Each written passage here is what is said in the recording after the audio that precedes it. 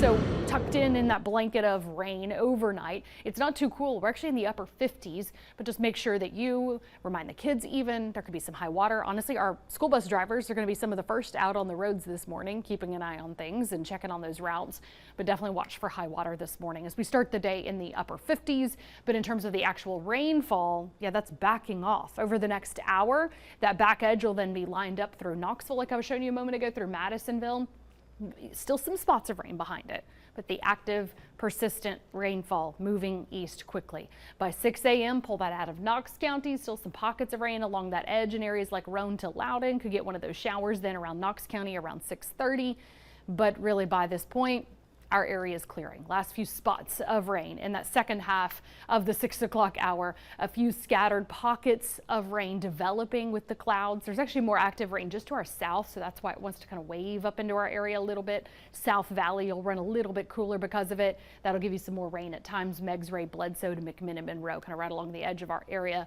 Few pockets of rain developing across the valley to northeast Tennessee throughout the afternoon. Otherwise, clouds could get a stray rumble of thunder out of this. There's not a lot of wind stirring. It's just a lot of clouds and a cooler day before this batch of rain starts to lift back into our area. This will become more on and off again tonight, but notice it doesn't just stick around for hours like last night. Now, that'll be a batch that kind of lifts through, breaks up, moves on. So most of today is just a lot of clouds. Umbrella handy, rain jacket handy kind of day. Not too much warming there, especially with keeping that movement a little still with that lighter wind. So that'll take us from 59 at 8 to 63 at noon.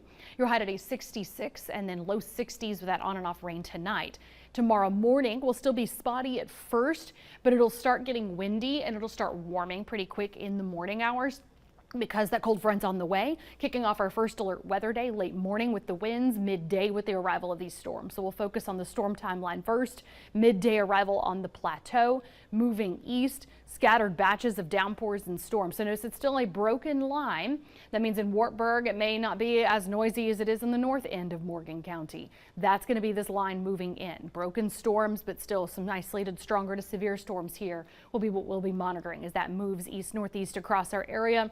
See a couple of those storm cells again kind of splitting in parts of our area, but then more concentrated, potentially more damaging in other towns. Knox County around 2 o'clock. We've got a couple storms here around Middlesboro around 2:30, lifting across our area. Last string of rain and storms around the 3 o'clock hour. Could get a couple strong storms left at the Tennessee, Kentucky, Virginia corner by 4, but then we'll see some sun. It won't last long. Actually, the clouds, the cooler air then slides in behind it. That'll be our transition point over to just some spotty showers and more clouds tomorrow night. So adding up that rain in addition to what we had last night for today, again, a couple of showers. Then we add in the overnight batch of rain and then tomorrow's storm. So notice that broken line isn't as consistent, obviously, as it moves through. That'll put you at about a quarter to an isolated half an inch in the south to central valley, get up to about a half an inch in the mountains. Then we see more of that half an inch to an inch in these blues here along the plateau. Isolated higher amounts just clipping our area there at Wayne County into Stearns.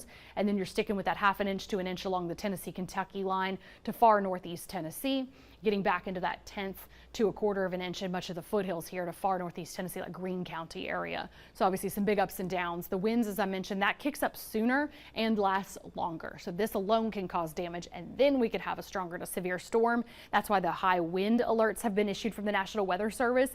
Gusts will be around 40 to 50 plus miles per hour area wide.